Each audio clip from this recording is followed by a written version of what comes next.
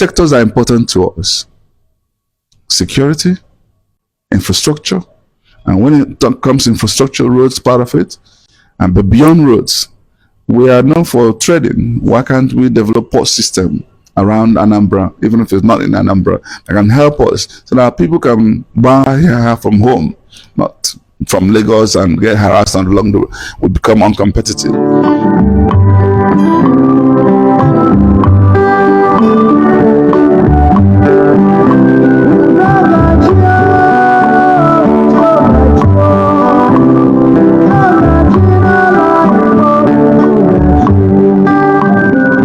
Good morning, my viewers.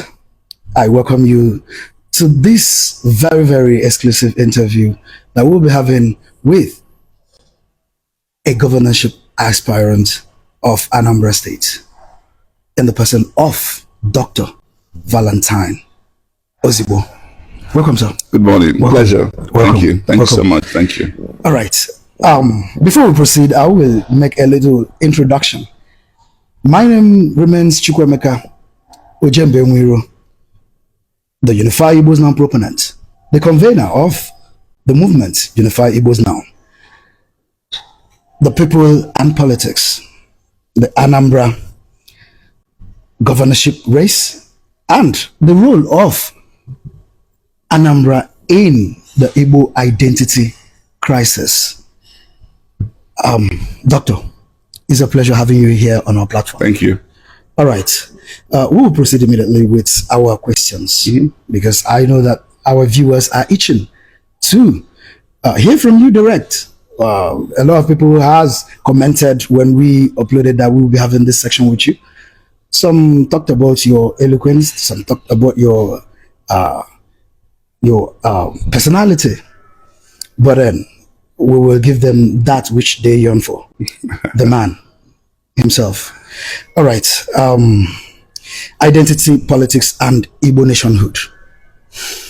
I'll be asking, how do you envision your governorship aspiration aligning with the broader goals of Igbo nationhood and identity politics? Over to you. Thank you so much. First, it's an honor to be here. I want to thank you for all you've been doing, propagating our true identity. Thank you. And what we need to do to build a society that we can all be proud of. You know, what we are discussing today is at the core of why I went into politics. It's at the core of the things that I hold dear. I am very passionate about changing the story of black man in this world. There's nothing else that's driving me today more than this. How do we evolve as a people without being derided upon, insulted, assaulted, embarrassed? And sometimes, you know, when I talk about this, you actually see that we sometimes act in a manner that make people think that we deserve to be treated like this. But when you do deeper introspection, you will understand that God actually hasn't created us unequal, inferior. As a matter of fact, we're actually by far more blessed than we realize, than even other people realize. And if you don't understand where you are coming from, you're never going to know where you're headed. And so I reached a couple of conclusions. And one is that the story of black man can actually be changed in this world. Number two, there's no better place to change that story than Nigeria. Number three, there are no better race that has demonstrated the resilience, the dexterity,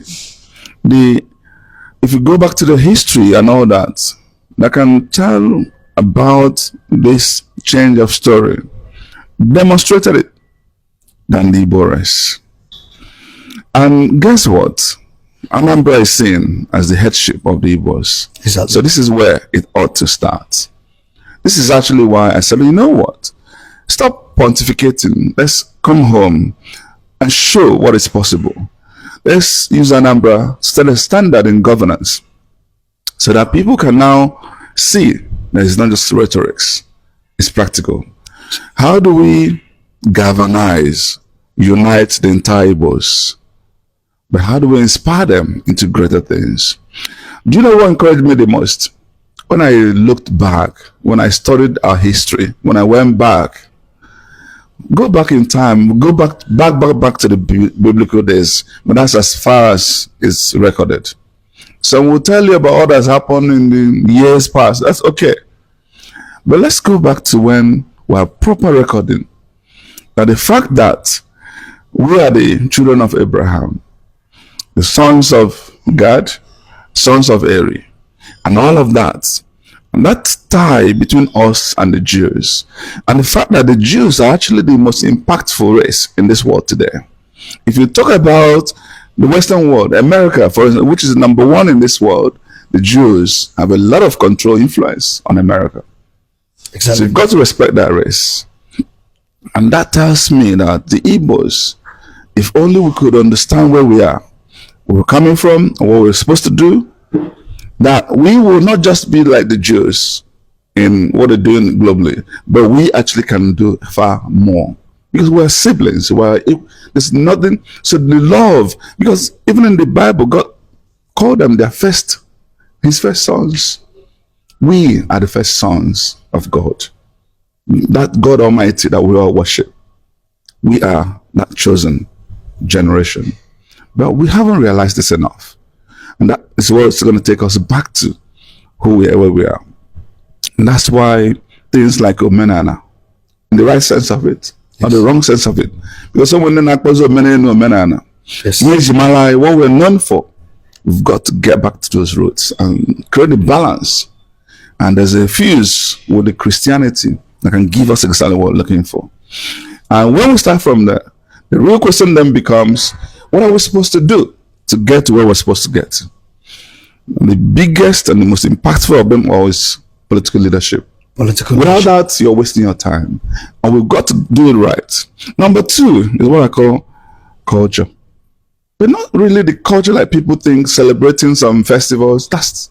I'm talking about a culture that supersedes every other culture. A culture of continuous improvement. A culture that challenges the status quo. A culture that says, this can be done better. Let's bring out creativity, imagination. Let's do it methodically and see how we evolve. This is how the world advanced. But when people think culture is just about let's come together and wear a red cap, and no. Even this red cap, why do we keep wearing the same type of red cap? Can it then evolve and improve?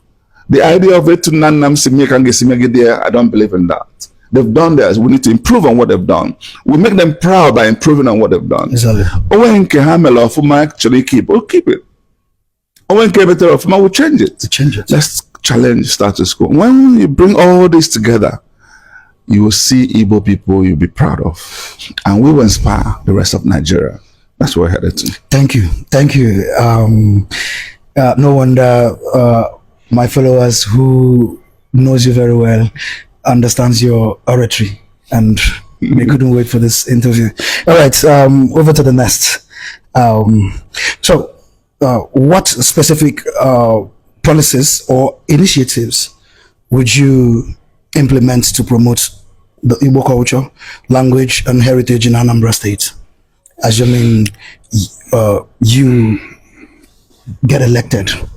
Now, there's something I like to always emphasize, and I'd like to touch on it before I go to your question. Okay. Most times when I move around,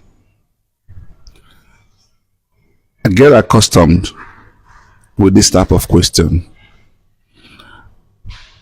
Val, tell us, when you become the next governor, what will you do about insecurity? What will you do about roads? What will you do about unemployment? What will you do about sports? About culture? About all this? I usually respond to those questions, but I feel some pain in my heart that we're actually not asking the right questions. And that's why we always make the wrong choices. Oratory is not how to judge who a great leader would be.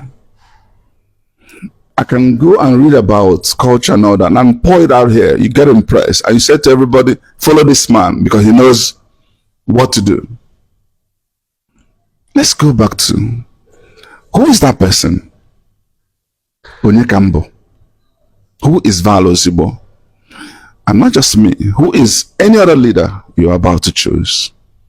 That is far more important than what you're coming to do. Manifesto, we can hire consultants to design it. We can sell you bullshit. And that's what's happening in Anambra State. A gentleman, a professor, is going to turn Anambra into Africa, Dubai, Taiwan. Okay, we follow Dubai, Taiwan. Show us Dubai, Taiwan, we can't find one. In fact, leave Dubai, Taiwan, give us Asaba and Aba and all that. We can't find one. So policies, very important. We're going to touch on it. But it's something bigger than policy. Who is the person? I call it 4 P's of political leadership. There are 4 P's we need to emphasize. The first and most important is the personality, the character. How emotionally intelligent are you? What is driving you? Are you there for public good? Are you just there for some selfish interest? If you're interested in all the next election you're going to run, but not a governor, how do I become the next president? You start stealing money. Then all these policies gone. Forget it. But are you somebody who is hungry, passionate?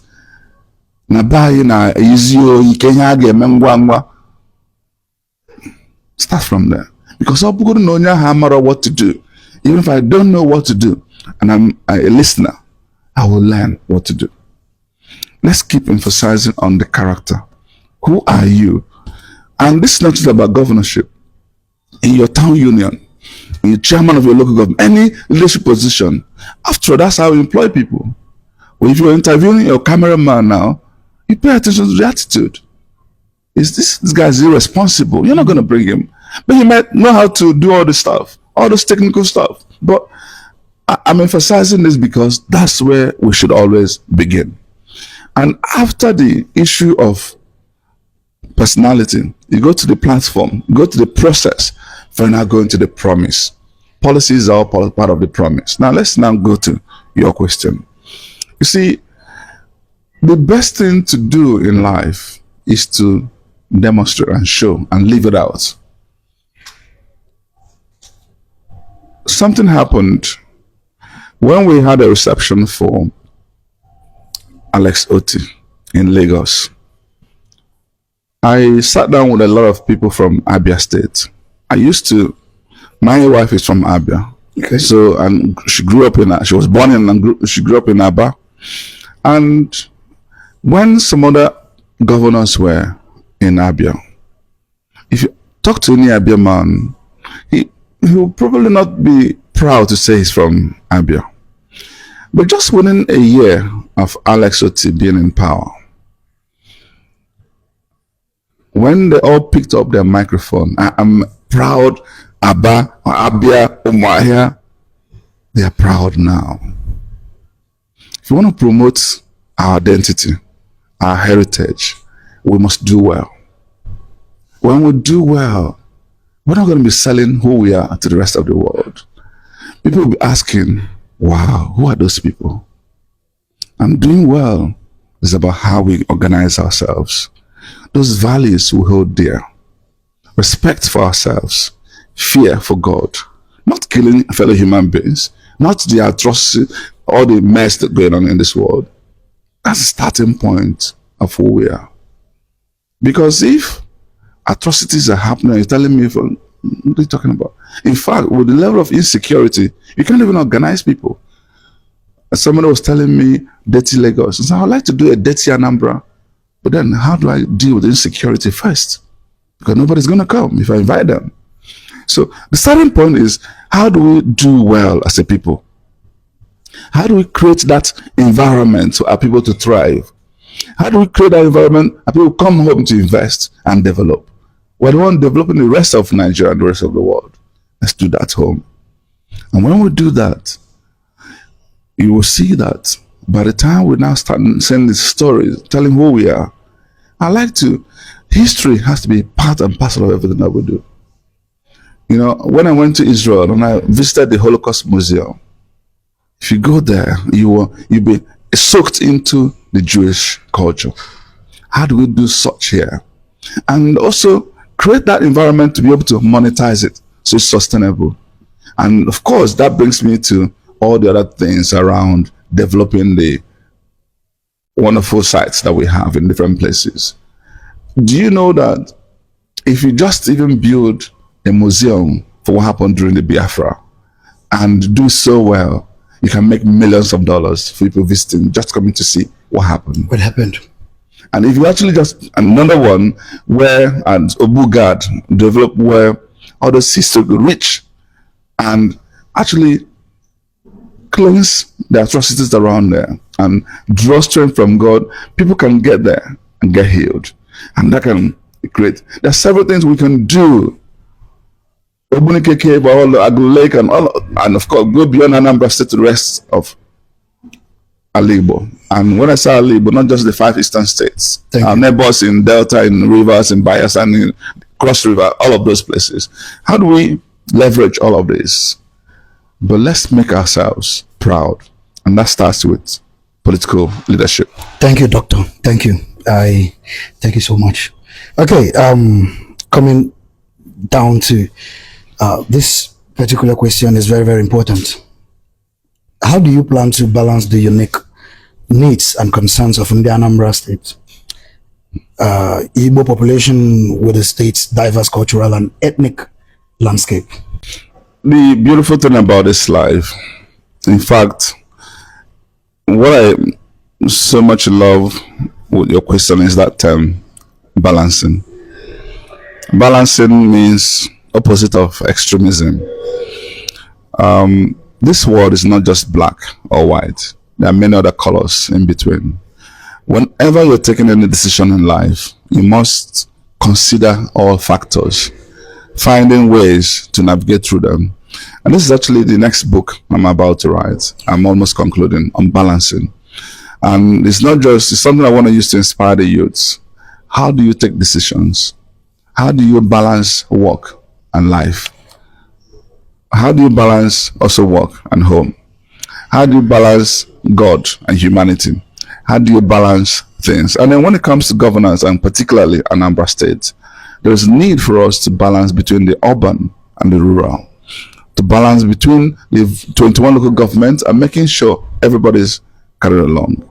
And particularly, when I actually talk about Anambra, I don't mean just those whose father is from Anambra.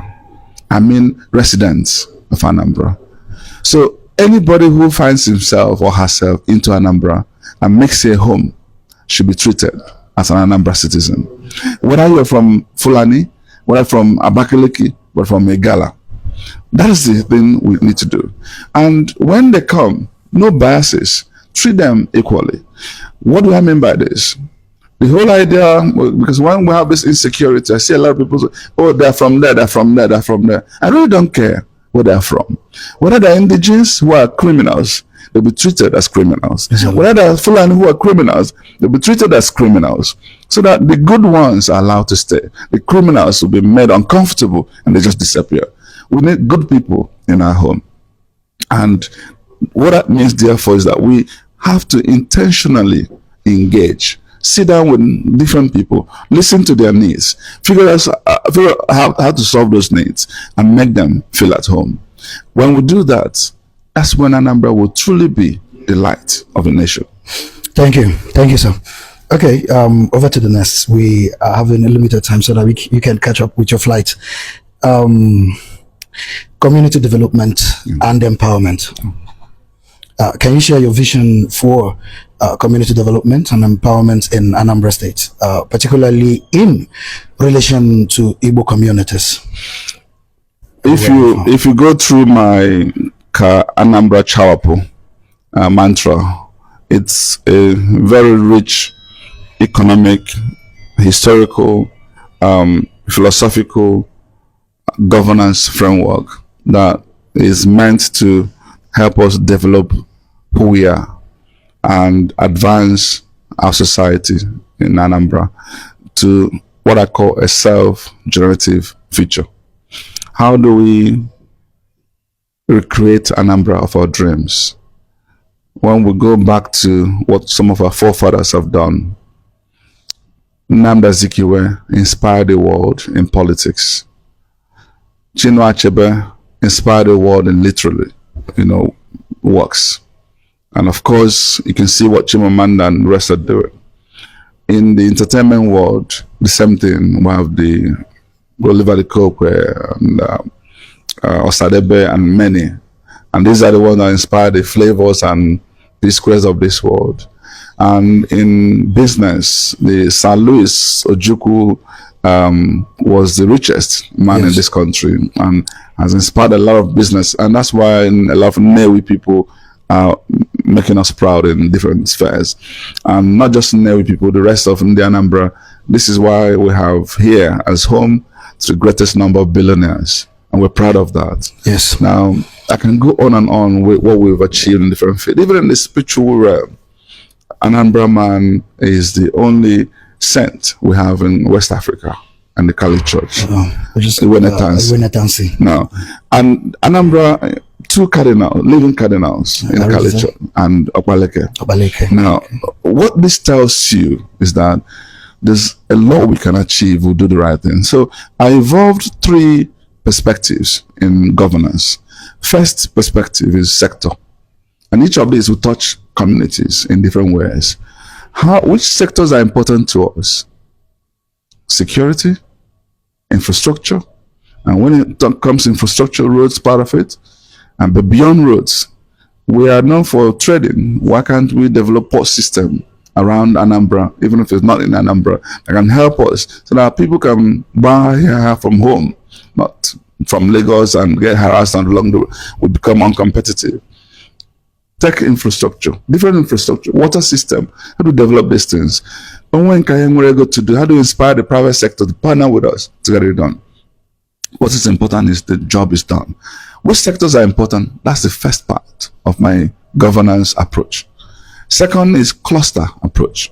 Which clusters are important? Which geographies are important?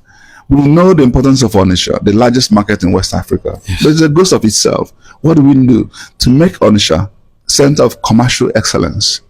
What do we do to make Oka where we are today, true capital city? What do we do to make Nnewi and the environment center for industrial excellence? What do we do in places like Omambala Axis, center for agri-processing? And where do we site a tech hub so young people can actually solve global problems? If you look at clusters like that, when you're dealing with those clusters, you're not dealing with just those from that community. Because if you care and take care of Onitsha, you're touching the lives of Ndi Igbo, because everybody is in Onitsha. So that's the second approach to governance. Now, the last approach now goes even directly into your question. Partnership approach. I want to partner with the private sector in various communities, particularly in 4 areas of security, roads, education, and healthcare. These 4 areas are very important. Let's talk about roads, for instance. If I say to Ndi Ogbo, build a kilometer of road on your own, based on these standards, and I as governor will match it to 1 kilometer or 2 kilometers of road. Oh. And then I keep my word.